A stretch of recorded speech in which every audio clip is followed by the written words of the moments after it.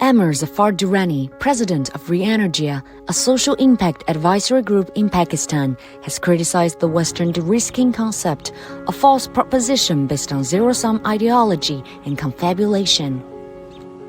Some Western politicians have promoted the idea of de-risking from China this year. Durrani said that as China is a major trading partner of over 140 countries and regions, the Western de-risking concept would increase risks, fragmentation, and uncertainty for the world economy.